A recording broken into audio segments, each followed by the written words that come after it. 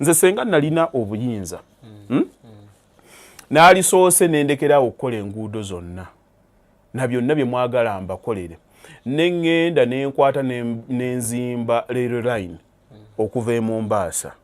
neŋŋamba nti nno ettaka wawe liri eddene lyetusobola okukolamu ebintu ebyetadde ne mugamba nti kale liri Lukunjiri nenkwata rail line eyo nga bwetambula paka netuukayo nenkwata office zonna eza revenue nenzijja mu Kampala nenziteeka wali nenkwata zonna administration offices ze mwetaaga nenziteekawa nenziteeka wali nti container zonna bwe ziba zivudde mu Mombasa zigenda kuvuga paka wali bwe zituuka automatically abantu bagenda kudduka bagendeyo kuba gye balina okkiriyalingira ebintu byabwe agenza okutuukayo agenda kwetaaga wagenda okusula agenda kwetaaga hotel onaaba oli awo ng'aganzaayo omukyala bwamuganza ajja kuzimbayo ennyumba nti omuntu tolina mukaka olina kuteekawo embeera yekutwala mu kibuga mu jjaamu lwa biki ebiriyo webisembera ng'osobola obifuna eno ku bbeeyi nga yo togendayo kati kyemulwanako temugenda kitoyeeza bakikolera abantu 200 mulimu bukadde obuguudo bwali bwakuyisa mu motoka ntono nnyingi kati mukyali kuba koloneeri biki bye bapulaninga temupulaningangayo kyammwe era state bakaluba jajja okusala ojja girabanga enfaanana ya muddugavu gende koloola abazungu ze baasala ekoma eno nebeerako ne garden paka eri ng'omanya eyali awo yalina ndowooza ndala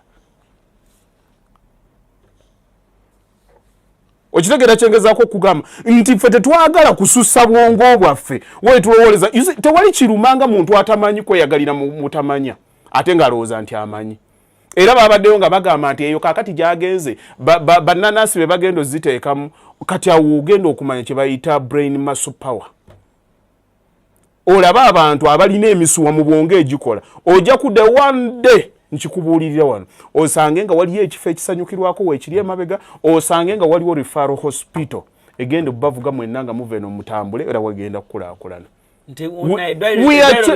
Yes, we are changing the trend. Ogenda kiteekawo kibeerewo ng'okiraba tekikola fine. We are not going with the trend. We are setting the trend. Era ojja kubalaba nga batandise okujja agenda atandike. And we need people with such minds. Bagende ekayunga babeerayo kinkima bantu bassa si bwe guli weekoye n'ensi okutegeera kw'ebintu kuno si kwangu. Genda otunuulire Kafeero Mutaasa yagenda n'azimba ku roundabout ya wali ku Kigendezi Road wali ku Gayaza Road abasooka okumulaba tebamuyita mulalo. Genda onetereka edduuka ekkalo yasuseewo ne wano n'agenda n'ateekawo yavaawo n'agenda ennakwero n'agula eka ne eka ne bagamba omugagga alina kubanga asula muyenga kati ali ku kasozi wali genda bakutume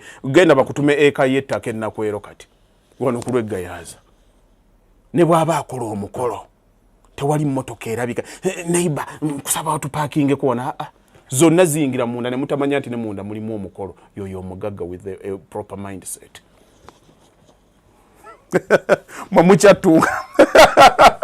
Muchatunka nansi akulaakulanyiza abalala abatasobola kukitandikawo gwe bajjirako ensi bwetyo bwegenda. Mulimu abantu nga ye alina omwoyo agamba nti kankigezese